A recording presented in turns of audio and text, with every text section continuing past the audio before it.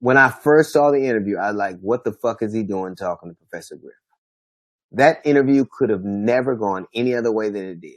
Because that statement right there, that's enough to make you want to go see a motherfucker. And it ain't worth, the steak ain't worth the sizzle, baby. The steak ain't worth the sizzle. What the fuck does that mean?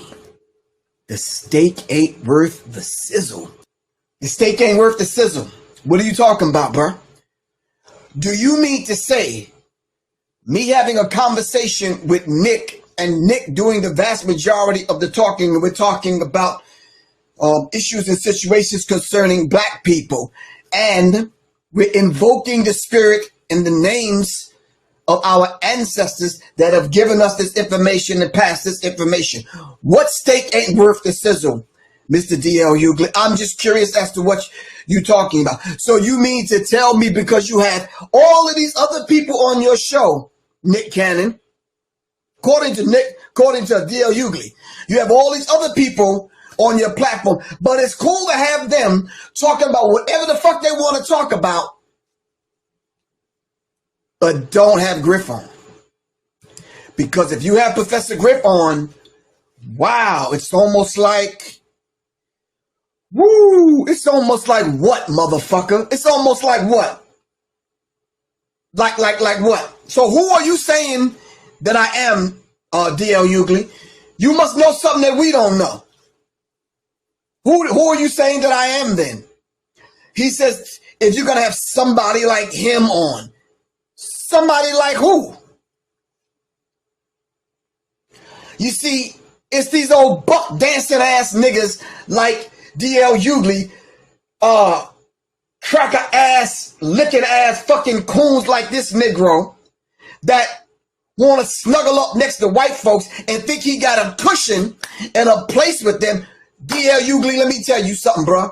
When them fucking crackers are finished wringing your ass out and going up in your ass, nigga, when they done with you, they're going to be done with you. Plain and simple. So we're going to see how that motherfucking steak tastes after they done with you. Talking about the steak ain't worth the fucking sizzle. What fucking sizzle? That shit is a short run, bro. You up in that space with them crackers. That's a short fucking run. Once you done with your 15 minutes of fame, they done with your ass to the fucking curb, and we will never remember your ugly ass. Because bitch niggas like you don't get rewarded by history. Cooning ass niggas like you don't get rewarded. So let's go back over what you said. What is he doing talking to Professor Griff? Like no one's supposed to talk to me? Like, what the fuck is it, an in-office memo? I didn't get the fucking memo, did y'all? Like, what the fuck is it? Like, what is he doing talking to Professor Griff? DL Hughley, I'm asking you straight up, man to man. And I really would like to talk to your ass face to face, but since you a bitch nigga and you want to run and hide, I gotta say it this way. What the fuck does that mean? What are you doing talking to someone like Professor Griff? Like, DL Hughley, I'm going to give you my last 20, bro. According to the statement that you just made, you said I got kicked out of Public Enemy for being anti-Semitic. Prove to me that I was anti-Semitic, and then prove to me that I got kicked out of Public Enemy for being anti-Semitic. And then if I did, why am I still in Public Enemy? Come on. Would anybody like to speak up for the cooning ass Negro? No? No?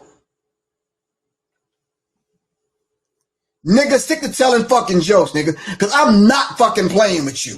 I swear, I swear, I swear.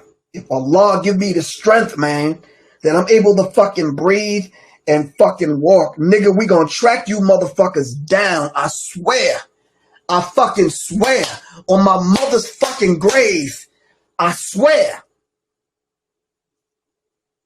You motherfuckers don't deserve to call yourself black and walk among us, man.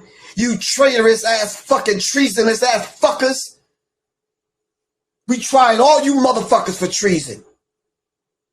Fuck you do is run your mouth because white people gave you a little fucking platform and made you a big nigga. Now all of a sudden, brothers like myself come along and stand up for the truth for our people, and you want to get on this motherfucking platform and shoot me down. Nigga, I'm 60. Hopefully I'll live to be a fucking 100. I'm coming after these motherfuckers if I'm 99 and a half with fucking one leg on fucking crutches, with one fucking eye, alright? And the last bit of hair on my fucking nuts and under my motherfucking arm, I'm still coming. But bitch niggas like this need to be dealt with. For real. Aren't y'all tired of this shit? Cooning ass nigga after fucking cooning ass nigga after cooning ass fucking nigga running they fucking mouth to white people. I have an open fucking door. Anybody can call me, meet me any fucking where. You can challenge me on any fucking thing I said. Bring it, motherfucker. If this little Professor Griff guy is so minuscule and don't really mean much and he has a tiny little following, why is it that my presence put fucking fear in the hearts of these grown motherfuckers with money and fame and all these big followings? Why my name put fear in your heart then? Why my presence put fear in your heart? What is it about Professor Griff with his little following that puts fear in your heart then?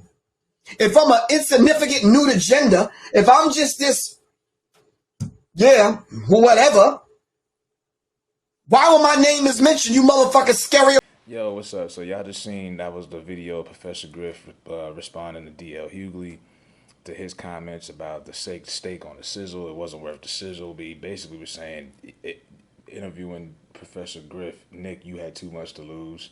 You shouldn't have done that. You messed yourself up. That's basically what he was saying. And Griff went the fuck off. Called him all kind of coons and shit. Like I said, my opinion on DL is kind of mixed.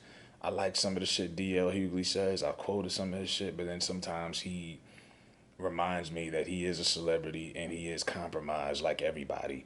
And it's because he's been brought and paid for. Now, when you listen to his show, I remember just a few months ago, he was upset at Puffy because Puffy told everyone we shouldn't automatically give away the black vote to the Democrats like we always do. And here comes DL Hughley. That's irresponsible. You shouldn't say that. You giving them a reason not to vote. And that was like, huh? But, you know, DL is a Democrat.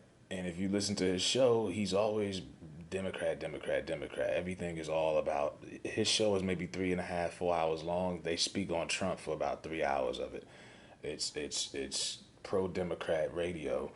And even though they know this party has no real intentions on helping the black community, they insist on us voting for them. And I'm like, yo, when do we break the cycle? Why do we just continue to do the same shit over and over? And he's not the only one. Now, this is a man who, like I say, my career-wise, like I say, he had a TV show back in the day. It was okay. He hosted Comic View. He was funny. He wasn't all that on Kings of Comedy, but who the hell is when you gotta fucking go up in front of Bernie Mac and Cedric the Entertainer? He's reinvented himself with radio, and I'm fine with that. Please stop doing videos on Vlad, because he did another video with Vlad, and Vlad was up there lying about Farrakhan, and I'm looking at DL like, what the fuck? But you got other ones. So this is a guy he's on radio 5 days a week, pushing this out to black people on the radio. Democrat, no Democrat. Then you got Steve Harvey's another one who was so much on Hillary's bandwagon last year. I mean, that's why everyone was like looking at him crazy when he went up to Trump's office, Trump's Plaza. You know, that's another guy with a big influence on an older baby boom generation of black folks who listen to him, and you got to hear him talking that shit.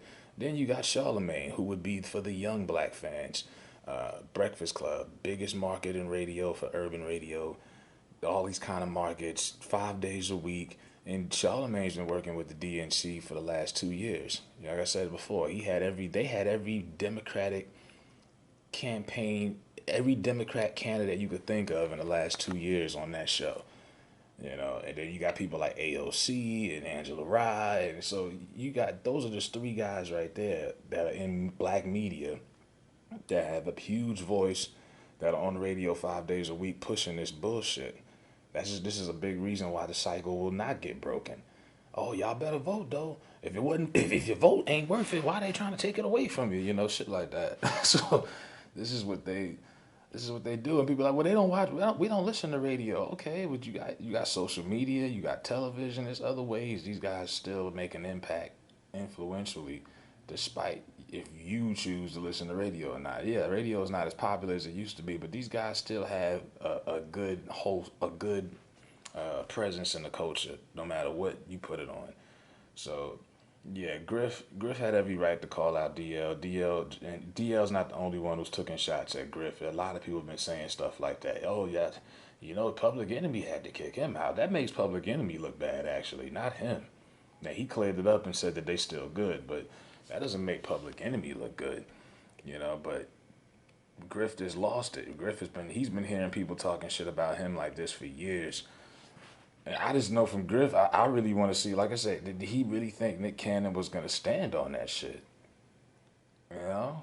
And I just knew Nick Cannon wasn't standing on that shit. That's why I was kind of like halfway clapping when I seen the verse interview. I was like, let's see how long this fucking lasts. And it didn't last not even a whole 12 hours. So, I mean, you should be really ragging on him as also. But yeah, it's a lot of DL Hughleys out there, you know, mixing up black folks' minds. Won't help us stop the cycle. And then, like I say, to go out of your way to dodge Griff, because Griff is like the boogeyman. Griff, Farrakhan, it's just certain people like that you don't even see on black platforms, because black people don't want to fucking invite these guys up there because they know these guys are getting trouble, and that's DL's thing. It's not worth it. Interviewing this person is not worth losing it all. That's what he means when he says the steak ain't worth the sizzle. And you know what I mean, he could have kept that to himself. So Griff got him. I doubt it if DL responds. These guys are gonna sit there. When you have an independent platform, like, they'll try to act like they don't see what you're saying. I remember Corey Holcomb, Stephen A. Smith for years act like he didn't acknowledge him until finally he did. So I know DL seen that clip, but I doubt it if he responds. But let me know what y'all think, man. Professor Griff going in on DL Hughley.